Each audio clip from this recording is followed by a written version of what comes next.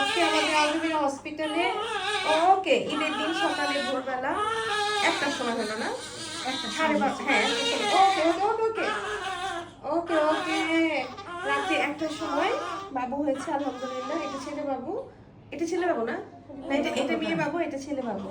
একটা ছেলে একটা মেয়ে। মেয়ে বাবুটা হয়েছে হচ্ছে 35 সপ্তাহ 5 দিন ছিল, আর ওটাতে 36 সপ্তাহ প্লাস ছিল। আসলে আগে আগে ব্যথা উঠে যায়, পানি ভেঙে যায়, তারপরে হচ্ছে নর্মালি হয়ে যায় আলহামদুলিল্লাহ। বাবু স্ট্যাবল আছে।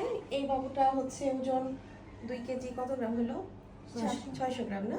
এটাও ছেলে বাবু, মাশাআল্লাহ খুবই ভালো আছে। এটা বাবুর মার হচ্ছে দ্বিতীয় বাবু, আর এটা হচ্ছে প্রথম বাবু। এই বাবুর বাড়ি কোথায়? দেলদুয়ার।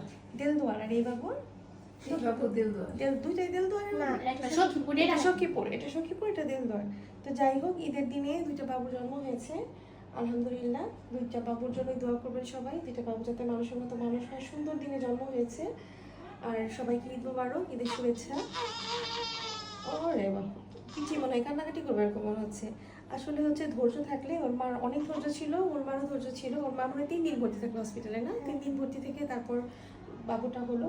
ধৈর্য থাকলে নর্মাল ডেলিভারি হয়, ধৈর্য ধরতেই হবে, ধৈর্য ছাড়া কখনোই নর্মাল ডেলিভারি হবে না। এবং বাড়ির লোকেরও ধৈর্য লাগবে, রোগীর লোকের সাথে পাশাপাশি বাড়ির লোকেরও ধৈর্য লাগবে। ঈদের মাঝে মাঝে বাচ্চাগুলো হচ্ছে সত্যি প্রত্যেকটা বাড়ির লোকজনই খুবই ভালো, কেউই কোনো ঝামেলা করছে না। আমি যেভাবে পোস্ট দিয়েছিলাম যে কেউ কোনো ঝামেলা করবেন না, এরকমই করছে। একটা মানে একটু ঝামেলাও হয়নি আলহামদুলিল্লাহ। এই জন্য আমাদের কাজ করতে সুবিধা হচ্ছে, কারণ ঈদের সময় লোকজন কম থাকে।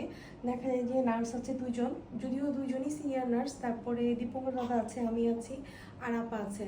আর মোটামুটি সবাই তো ছুটিতে, আসলে কেউ নাই। তো এই ক্ষেত্রে যদি সবাই হেল্প না করে তাহলে আসলে আমাদের পক্ষে কাজ করা সম্ভব না। এই জন্য সবাই হেল্প করছে বলেই আমরা আসলে পারছি। আরও বাবু হওয়ার মতো আছে, দোয়া করবেন যাতে সুন্দর করে হয়ে যায়। আর সবাইকে আবারও ঈদ মুবারক। আল্লাহ হাফেজ, আসসালামু আলাইকুম।